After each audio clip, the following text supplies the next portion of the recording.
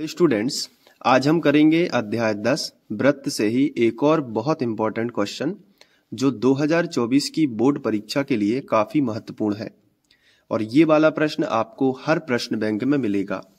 तो देखो, प्रश्न सबसे पहले पढ़ लेते हैं। इसमें दिया है कि एक बिंदु ए से जो एक वृत्त के केंद्र से 5 सेंटीमीटर दूरी पर है, वृत्त की स्पर्श रेखा की लंबाई 4 सेंटीमीटर है, तो वृत्त की त्रिज्या ज्ञात कीजिए। तो इस प्रश्न को करने के लिए हमें एक वृत्त की जरूरत पड़ेगी। तो हम यहाँ पे एक वृत्त बना लेते हैं। तो यहाँ पे एक वृत्त बन चुका है। अब वृत्त का केंद्र यहाँ पे है जहाँ पे मैंने प्रकार की नोक रखी हुई थी। तो वृत्त के केंद्र को हम सी नाम दे देते हैं। अब ऐसा इसलिए है, अभी नहीं देता हूँ, ठीक है। आपको समझ में आएगा कि सी क्यों नहीं दे रहे हैं, या दे भी सकते हैं, कुछ और भी दे सकते हैं। प्रश्न पढ़ लो पहले। बिंदु ए से जो वृत्त के केंद्र से 5 सेंटीमीटर दूरी पर है, वृत्त की स्पर्श रेखाएं।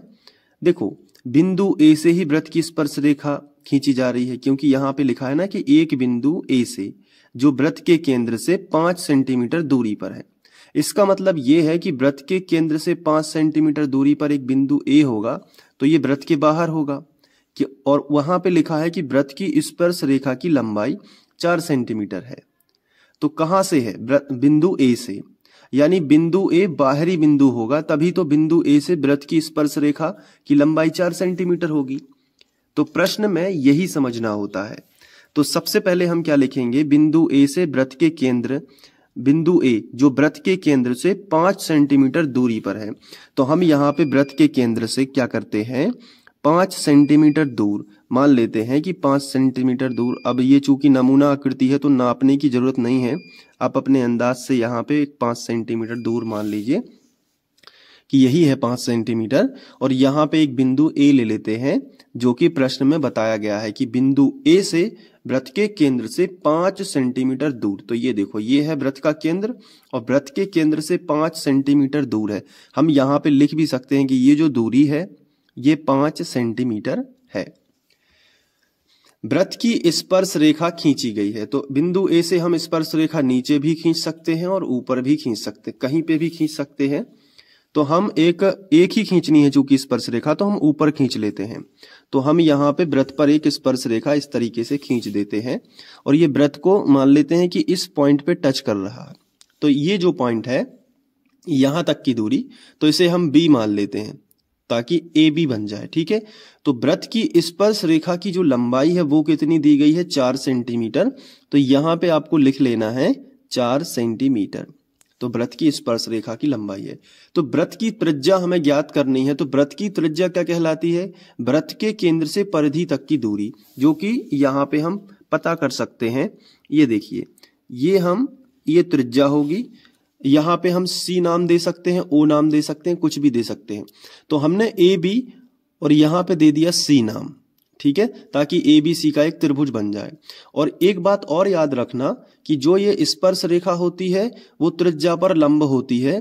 तो यहाँ पे हम क्या कर सकते हैं? एक 90 अंश का कोण यहाँ पे बना सकते हैं कि ये फिक्स 90 अंश है, प्रमेय 10.1 से स्पर्श रेखा त्रिज्या पर लंब होती है। तो ये हमने बना लिया। अब इसके अलावा हमें लिखना क्या होता है? तो हम यहाँ पे जो हमें लिखना चाहिए वो हम लिख सकते हैं। जैसे चित्र के साइड से लिखना है, लेकिन यहाँ पे चूंकि जगह नहीं बची है तो हम नीचे से लिखना स्टार्ट कर सकते हैं। तो हम लिखेंगे दिया है। अब हमें क्या क्या दिया गया है? तो वृत्त के केंद्र से, देखो यहीं से लिखना है, वृत्त के केंद्र से 5 सेंटीमीटर दूरी पर एक बिंदु ए है, ये आप लिख सकते हो। तो आपको ऐसा एग्जाम में लिखना है। अब इसके बाद ए बी कितनी है? 4 सेंटीमीटर। तो यहां पे आप लिख सकते हो कि स्पर्श रेखा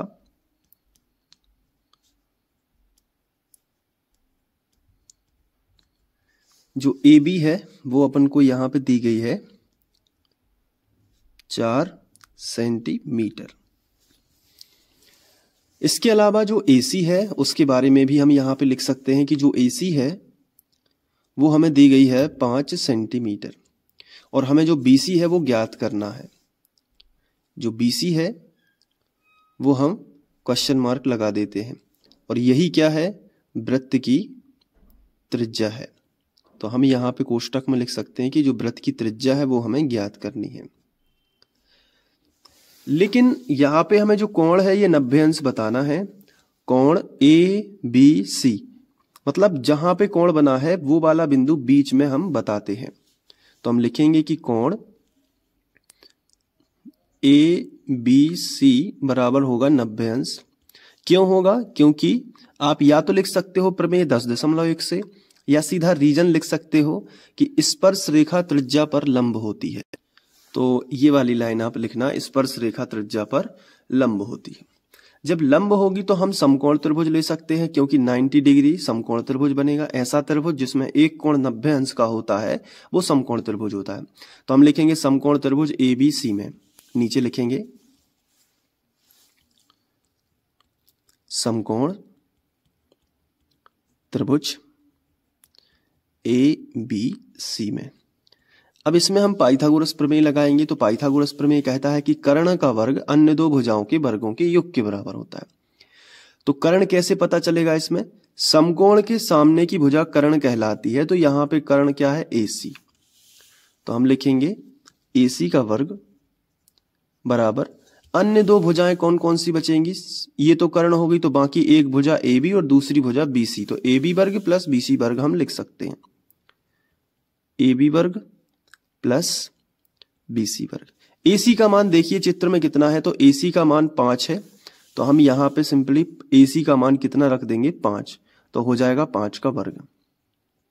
AB का मान कितना है? चित्र में आप देख सकते हो कि जो AB है वो स्पर्श रेखा की लंबाई 4 सेंटीमीटर है। तो यहां पे आपको लिख देना है 4 का वर्ग, और प्लस BC जो है वो हमें ज्ञात करनी है। अब देखो क्या होगा, 5 का वर्ग कितना होता है?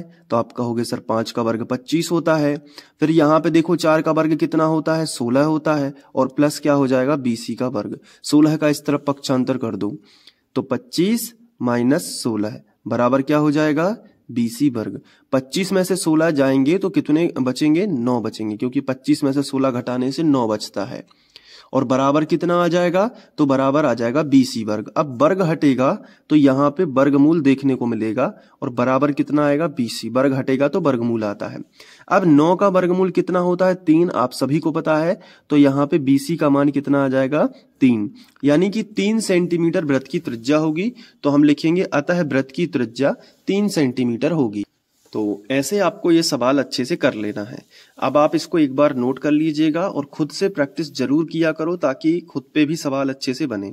तो ये जो सवाल है इसकी आप प्रैक्टिस कर लो। मैं स्क्रीनशॉट दे देता हूं, या वीडियो को पॉज कर करके आप नोट कर सकते हो। तो यहां से आप नोट कर लीजिएगा। फिर इसके बाद यहाँ पे ये, ठीक है। अब ऐसे ही कुछ इंपॉर्टेंट मैं आपके लिए फिर लेकर आऊंगा। तब तक के लिए थैंक यू, बाय।